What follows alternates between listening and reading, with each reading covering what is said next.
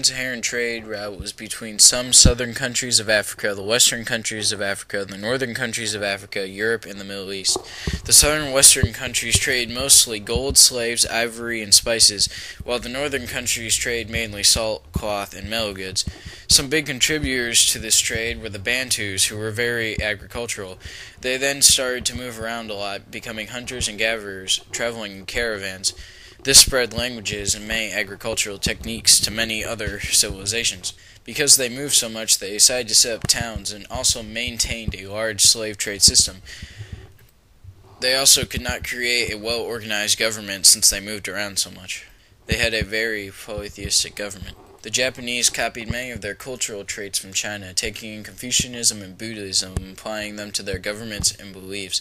Some wealthy Japanese families became upset with this copying of Chinese culture and formed small states with an army and peasants. They soon started to resemble the Western European version of feudalism. The difference between the two feudalisms is, in Japanese feudalism, serfs could choose who their masters would be and could change where they worked every few months. The armies of these small states were soldiers called the samurai, who followed the Bushido, which binded their eternal loyalty to their lord. The samurai's lords were daimyos, who took direct orders from the military leaders chosen by the families, called shoguns. Eventually, the Japanese went back to their old way, unifying and increasing technology and trade.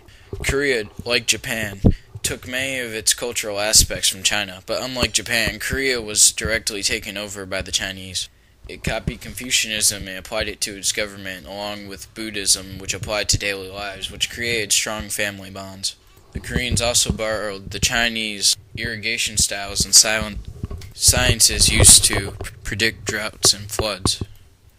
Using these sources, they became very agricultural, growing mostly rice and also a bit of cotton.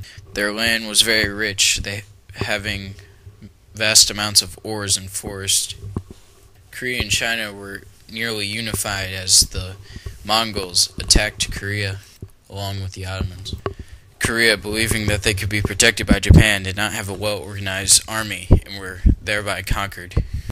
The Mayan civilization was created of city-states, with no central government and many rulers. The city-states often waged war against each other, and the losing states would be used as human sacrifices to the gods.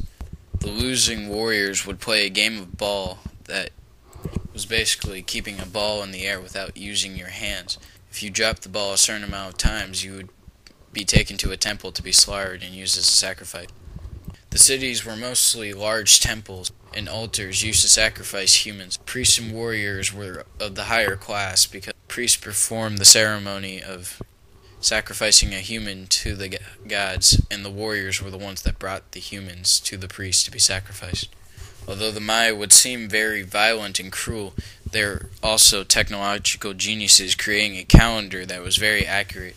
They also found unique ways to cultivate the soil, planting their seeds on platforms, letting water flow down the platforms. Their main crops were maize, cocoa beans, and cotton. Like the Mayans, the Aztecs also practiced human sacrifices. Their government consisted of a king and aristocrats. The king was mostly a simple, thought to be a god by his people, while the aristocrats decided the laws and other political issues of the land. The aristocrats also decided who would be the next king after the ruler died. The Aztecs used agricultural methods similar to the Mayan, except the Aztecs farmed mostly in swampy areas for extra moisture, not really using irrigation. Like the Mayans, they create an elaborate calendar that is almost exactly up to date. They had a very large army and conquered lesser tribes and used their peoples as human sacrifices. Like the Mayan, the priests and warriors were of the higher class, but also merchants were also the higher class of Aztecs. The Incans, like the Aztecs and the Mayans, sacrificed humans as gifts to the gods, but did not do it quite as often. They worshipped many gods, having a sun god as their deity. The ruler of the Incans was thought to be a son of the god, and even the aristocrats would talk to him before performing any political action. Priests and warriors once again were part of the upper class, while merchants were thrown to the lowest class, like the peasants.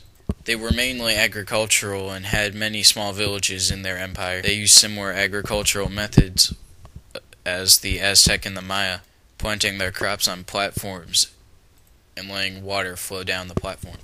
They grew mainly potatoes, beans, maize, peppers, chilies, and cocoa beans, and they also raised guinea pigs to be slaughtered as gifts to the gods, which was the reason they didn't use humans as often.